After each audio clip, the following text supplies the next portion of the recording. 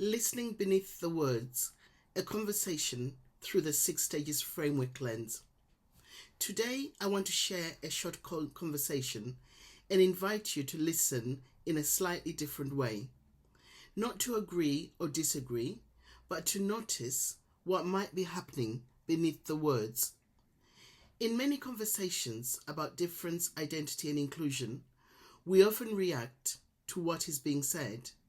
But the Six Stages framework offers us another way of listening, a way of asking, how is meaning being made here? What might feel challenging or uncertain? And where might this sit on the continuum of understanding? So as you listen, just notice what stands out to you. Okay. So we've talked about racism. So let's move to another area. And I think Yeah, you mentioned transgender, right? yeah. So where do you think you are on the Six Stages framework in terms of your Right. understanding and your Oh, well, ability you'll need to bring to that deal back up to then deal because with transgender issues? So let's see, and let's see whether that works. okay. So I would say I would be on at three. Okay. And what makes it a three? Talk to me about why it's a So I, three. I think it's a 3 or 4. You see, I because I was a teacher for years and years, and I'm still part of the NEU because I do some supply work as well. So the National Education Union. The National Education Union is absolutely brilliant in regards to intersectionality and ensuring that all of these intersectional groups are have a voice. We have an LGBT conference, and I'm very proud to say that I won most inspiring person Oh wow! at one of the course Congratulations. Yeah. conferences because of the training that I've developed and actually delivered. But also we have like a Black LGBT teachers intersectional group and a trans intersectional group as well. Mm. And they do a lot of work within the LGBT groupings in the conference, but also across the union to educate and to advocate for trans people. So I Okay. would say Mm. because of that, I have had a lot of education. I have deep empathy. My ex is trans as well. So there are things that I know about the experiences of trans people that many other people wouldn't because I have been sort of adjacent to trans people, but I am not trans.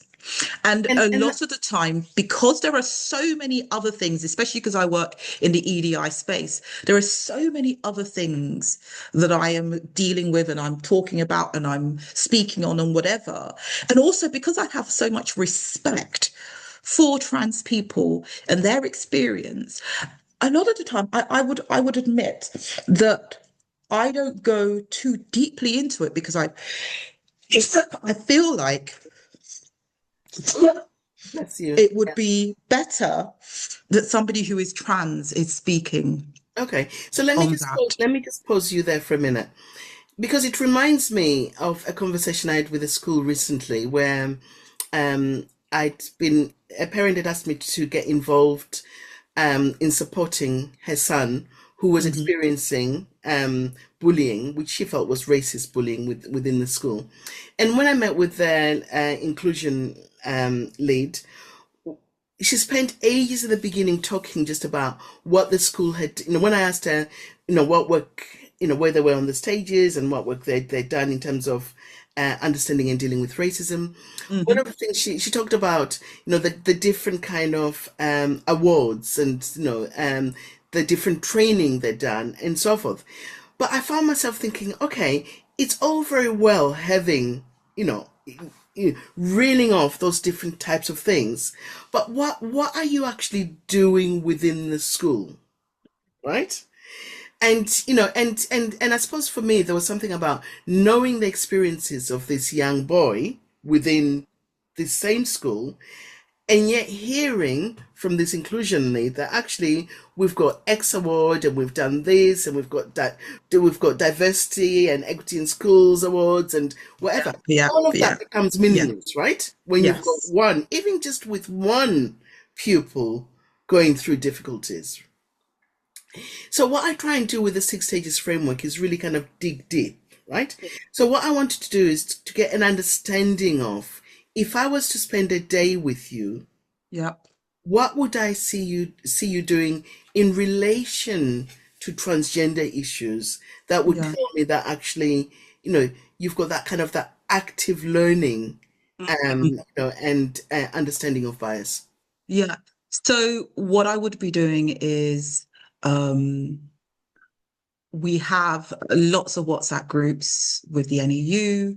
There's lots of activism going on in relation to trans people. So I would be looking at the websites that they've created.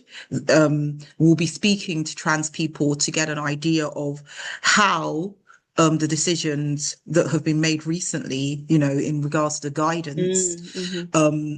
is affecting them, what I can do To as an support, ally to yeah. support. Mm. Um, but I really, the reason why I think I haven't gone as deep as I can is because I really think in this particular fight, it should be, and actually in any fight, really, I should decenter myself so that trans people can center themselves. So it's me being able to give a space for trans people to be able to speak Yeah, their yeah. truth and their experience rather than me using myself as a platform to show that, oh yes, I'm an ally, I'm an ally, and I'm an ally. And that's a really delicate balance, isn't it? Because I think sometimes, because I'm just thinking of, some of my white colleagues, who I've worked with in the past, who would probably say a similar thing in terms of racism, right? It's almost like, Yeah. but as long as it's not being used as a reason for not getting involved, right? Yeah. No, It's no, no. a fine, No, it's not fine that. balance, isn't it? Yeah, because that's the thing as well. The thing is, as a white ally, which I'm not obviously, but if you're a white ally, there will be multiple spaces that you will be in that the people who you are supposed trying to be an ally for will never have access to Mm, or are mm, unlikely to have access to. That's when your power comes into the fore. That's when yeah, your privilege should be exercised. yeah. When there is somebody who is from that affected group in the room to be able to speak from their experience, their knowledge, that's when you should keep your mouth shut. Mm, Or if people are not listening to that person or those people, you should use your privilege to decenter yourself because people are looking at you because you're the privileged person mm, and actually refocus on those people. And yeah, and yeah. that's where I am with most of the things I talk about. If I know that I have experience, lived experience, and this is another thing that I talk about a lot, and I was talking to the school that I was talking to Mm, yesterday about, is that when it comes to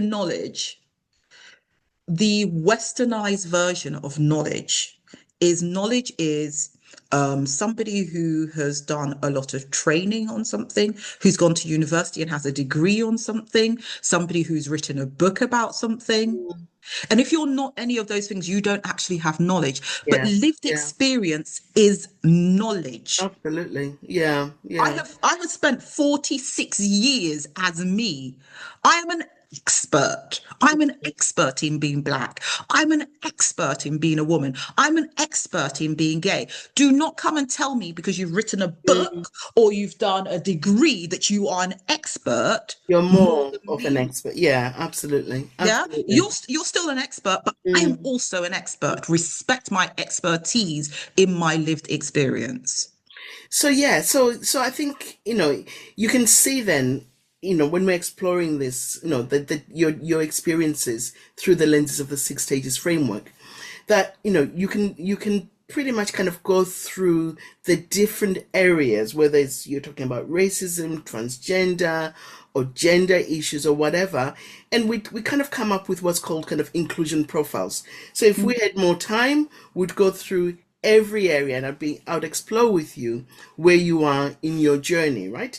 Because we are Mm, all at different points in our journey, in and but we also all have different understandings about what being on this journey means. Yes. And I think Yes. what you were saying just now about what being an expert means, and how some experiences are seen as more expert than others, Yeah. Yeah. shows to me, 100%. very, very much that, your understanding around intersectionality and around lived experience, and around kind of recognizing different voices, um, you know, is certainly at kind of, stages 5 and 6 of the 6 stages framework. Yeah. Hmm. Okay. Just take a moment. What did you notice? Not whether you agreed or disagreed, but what might be happening underneath the words. We might begin to notice how meaning is being constructed, where there may be uncertainty or tension, what might feel unfamiliar or difficult. And this is where the 6 stages framework becomes useful, because it helps us to understand that people are responding from where they are, not from where we might expect them to be. And when we miss that, we often respond in ways that create more resistance. But when we begin to see what sits beneath the words, we can respond differently. And we find out that really most conflict is not about disagreement, it's about a difference in understanding. And once we recognize that, we move from reacting to becoming more thoughtful in how we engage.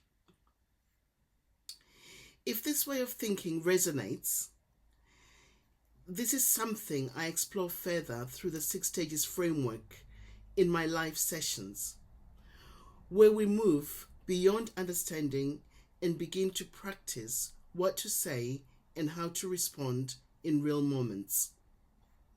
Thank you for listening and for taking the time to reflect.